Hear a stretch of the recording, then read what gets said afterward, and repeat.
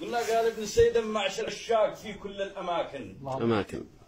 ما هي نصيحتكم العاشق قصته جدا حزين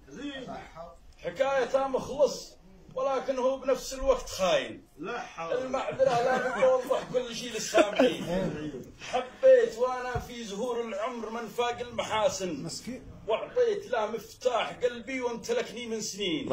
وحلوة الايام واشراق السعادة كان باين وهو كذلك حبني وهدى زهور الياسمين وتبادل القلبين احلى ود صافي بالتوازن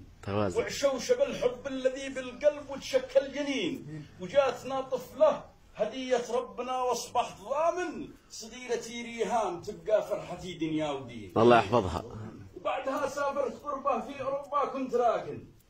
مفتاح قلبي باليمن والقلب لا يمكن يلين واقسم لكم بالله ما فكرت عمري بي كاين عاهدتنا محبوبتي قبل السفر ابقى امين ويوم وانا كنت فوق القطر مسترخي وامن وكان قدامي غزال اشقر من المتحضرين شفته غمز فجأة وقلبي دق وتلفت عاين ظنيت ما هو لي وعاودها وخلالي دفين كم هير وانا صرت قالت لي هوري وقلت فاين اي لايك يو قالت وبعد اي لايك يو سيد مسجين وقلت يو ويلكم ولكن ما على شكلي مفاتن معناه مهند ذي بحلقة نور حق التركي انا قبيلي في يريم الغالية عايش وساكن يمكن تسرعتي وقالت نار اعجابي يقين سيلنت خلتني دقايق هكذا ما انا بكاهن وما يقود العشق ما يعرف حواجز يا ظنين لما سمعت اي لاف يو قلبي يتحول اونلاين الله اكبر الله اكبر. لما سمعت اي لاف يو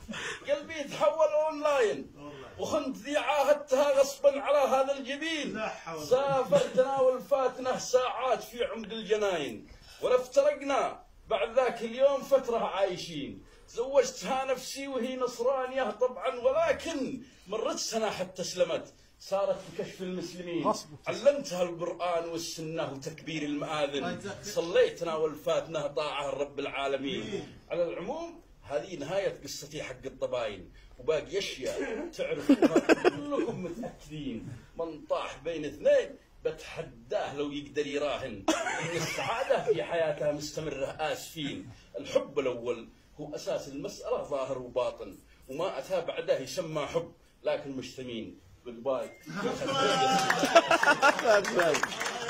الله يوفقك.